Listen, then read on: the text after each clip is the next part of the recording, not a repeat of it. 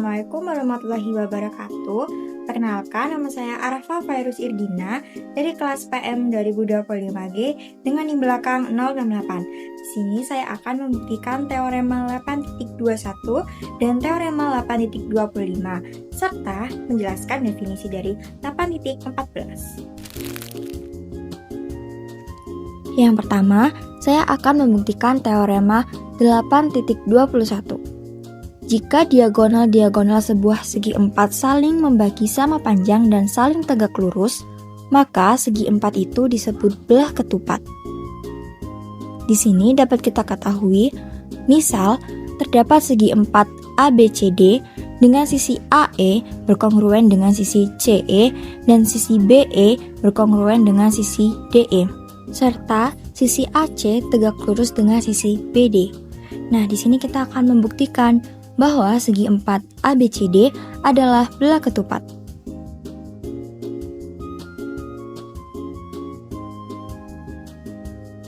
Nah, sekarang perhatikan gambar berikut ini. Seperti yang sudah kita ketahui di awal, bahwa sisi AE berkongruen dengan sisi CE dan sisi BE berkongruen dengan sisi DE.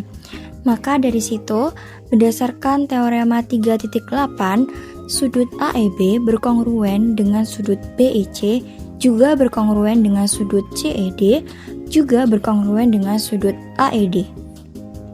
Lalu, berdasarkan langkah 1, 2, 3 dan postulat sisi sudut sisi, maka segitiga AEB berkongruen dengan segitiga BEC, juga berkongruen dengan segitiga CED, juga berkongruen dengan segitiga AED.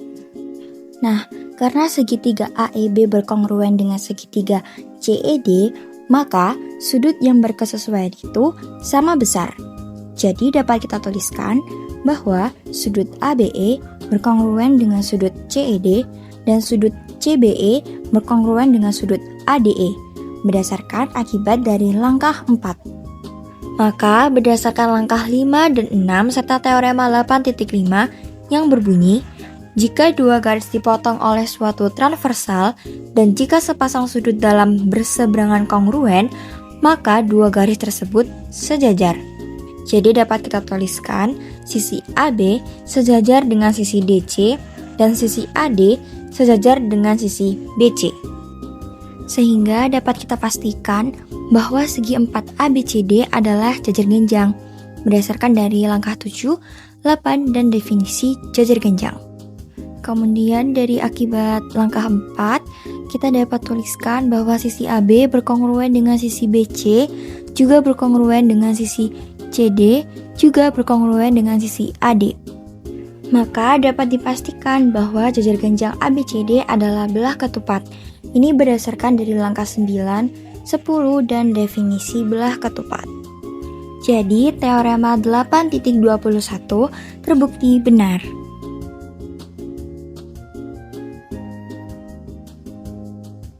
Selanjutnya, teorema 8.25. Dua bidang yang tegak lurus ke garis yang sama adalah sejajar. Misal, di sini kita ketahui terdapat sebuah bidang K yang tegak lurus dengan garis G, serta bidang L yang tegak lurus dengan garis G. Garis G ini adalah garis yang sama.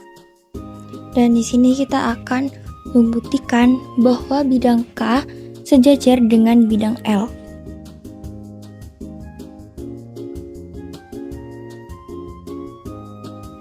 Perhatikan gambar berikut ini. Di sini kita akan menggunakan pengandaian. Andaikan bidang K tidak sejajar dengan bidang L, maka bidang K dan bidang L berpotongan pada suatu garis, misal garis M. Ini berdasarkan dari definisi dua bidang. Nah, karena bidang K tegak lurus dengan garis G, maka garis G tegak lurus setiap garis pada bidang K, termasuk garis M. Ini berdasarkan definisi dari tegak lurus bidang. Lalu, karena bidang L itu juga tegak lurus dengan garis G, maka garis G tegak lurus setiap garis pada bidang L, termasuk pada garis M. Juga berdasarkan dari definisi tegak lurus bidang. maka sudut dari garis G dan M itu 90 derajat dari bidang K, dan juga sudut garis G dan M 90 derajat dari bidang L berdasarkan dari definisi sudut tegak lurus. Nah, sehingga garis M ini membentuk sudut 90 derajat terhadap garis G di dua bidang yang berbeda berdasarkan interpretasi geometris.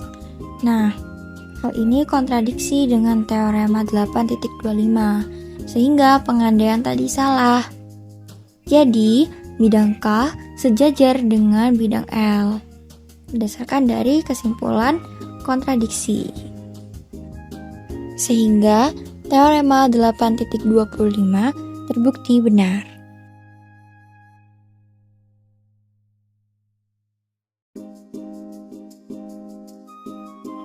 Yang terakhir, definisi 8.14, yaitu melalui sembarang titik pada batas sudut dihedral ada bidang yang tegak lurus ke batas itu, memotong setiap sisinya di sebuah garis sinar. Sudut yang dibentuk oleh sinar-sinar ini disebut sudut bidang dari sudut dihedral tersebut. Jadi, sudut antar dua bidang itu tidak dapat diukur secara langsung. Kita perlu memotong kedua bidang dengan bidang yang tegak lurus garis perpotongannya.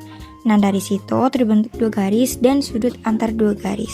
Itulah yang akan menjadi ukuran dari sudut bidang.